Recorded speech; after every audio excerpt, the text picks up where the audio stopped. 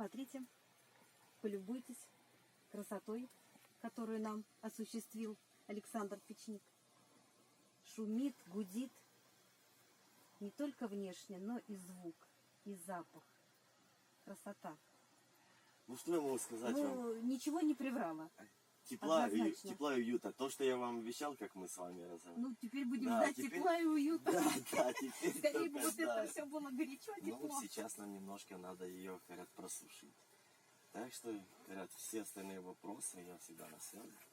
И тепла, уюта вашему дому. Спасибо.